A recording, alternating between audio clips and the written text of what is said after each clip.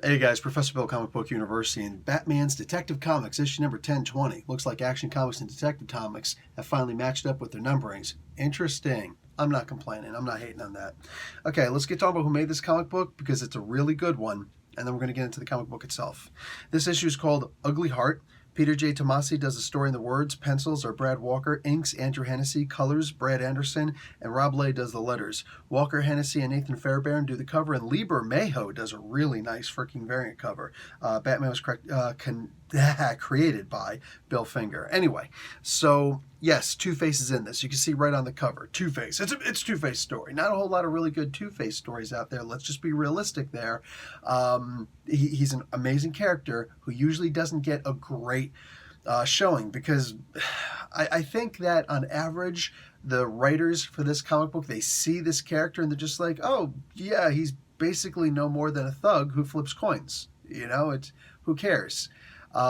Yes, on the surface, but if you really know the character, you can do something great with him. In fact, maybe you can do something completely different with him. Oh, we get a very different modus operandi for Two-Face in this book. By the time you get to the end, and I'm not going to spoil it, but oh my God, I want it so bad. By the time you get to the end of this, you're looking at this saying, oh, this is a very new direction with Two-Face, and I am so down with that sickness. But the trick of the matter is that having a good character in the comic book or even doing a great run with a character is not necessarily going to sell an individual issue of a comic book. No, you got to do something that's going to make not just forget about the solicit. All right, solicits are almost done as far as I'm concerned. Who cares about solicits anymore? For the most part, we want to see comic book reviewers get maybe an early copy of the comic book or have a good conversation about the comic book so that we can actually say this is in general what's happening. I personally, I don't like to do spoilers, and I'm not going to do a spoiler for this, but when you give me a comic book like this, I look at this and I say, oh my, we've got a detective story in here. In a Detective Comics comic book? No way. How is that possible? Look, we don't exactly have James Patterson writing these books, all right? We don't have like true grit detective stories up in here. What we usually wind up getting is some writer who's a really good writer and understands the Batman character, but doesn't know actual detective stories. You can love Batman and love some of his cool detective stories where he's actually investigating a crime scene and trying to figure things out. Hey, it's all great. It's all great. But if you don't actually know how to write good detective stories and a good murder mystery type story, well, then you're going to fall short in writing Batman in his truest form. And you're usually going to just put Batman up in space, you know, fighting with a bunch of bad guys and stuff like that. Something I've made commentary on a lot.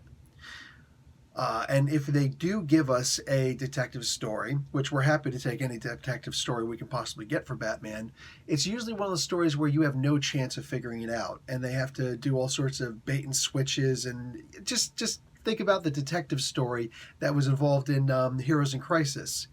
King literally had to do, a CIA operative literally had to take a story, feed us a story, and then 2 issues before the end say, completely flipping it over. No, sorry, all that stuff was wrong. I lied to you the entire time. Wow, that's not a detective story, because that's something I would like to actually be able to investigate this and figure this out. You know, you got Bendis. He's not a detective writer. You know what I'm saying? He turns around and he goes and he says, oh yeah, the Event Leviathan thing, you can figure out who Leviathan actually is. You can figure out who his identity is if you pay attention to the story. Nobody did. Nobody did. Absolutely nobody did. So I don't want to hear that. That's nonsense. It's not true. It's simply not true. So when we do get a good detective story in a comic book, I'm usually pretty damn impressed. And that's exactly what we get in here. This is not just a detective story. It's one that we can actually follow along with, and we're not completely lost in reading it. Things that you're not going to know, you're going to understand very quickly. Things that are necessary for you to understand for further enjoyment of the comic book, it's given to you. At the same time, it still feels like you're there on the ground with Batman, and you're like, you know, the Robin to the Batman. Hey, Robin, Batman, we found such and such. And Batman says, and he's analyzing with his, cowl. And he's like, look at this, such and such and such. We've got every single coin was left behind except for the 1922 editions. And oh, look over here. It looks like some Browning automatics 1911 models were used. Okay, cool. We're following along. We're following along with this story. And you're seeing the little things that are going to point to who we already know it is because we saw at the beginning of the comic book, Two-Face. This is not going to be James Patterson level murder intrigue. Alex Cross was up. No, this is going to be a detective story that you can actually follow along with, and you still feel like Batman is doing actual detective work, not just, yes, my cowl and the back computer and Alfred, rest in peace, is going to figure everything out, and that's going to be the detective story. No. This is actually Batman with boots on the ground trying to figure things out. There's still a whole bunch of punching in the face and things like that. And like I said, Two-Face and his followers, they can't even be called henchmen at this point. There's something else. I can't wait for you to read this comic book, get your opinion on it. Wow, completely new direction, and I'm enjoying seeing where this is going to go. Oh, wow, this is good. Anyway, guys, that's literally the best I can do to sell you without just telling you what happens in this comic book.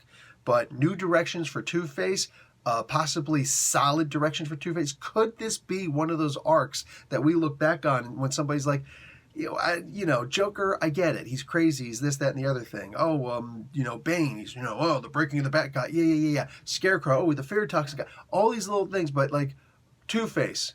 Yeah, he flips coins and decides if he's going to shoot you or not. Let's be realistic. That's Two-Face. Because most of the Two-Face stories that we get, with the exception of very scant few, are exactly that. Who cares about Two-Face? He's a second-tier villain for the top-tier hero. Could it be that we're going to wind up getting an amazing Two-Face arc in this? Because all the signs point to yes on my magical crystal ball and 8-ball thing, whatever. So I'm looking forward to what happens next. Professor Bill, Comic Book University. Class dismissed.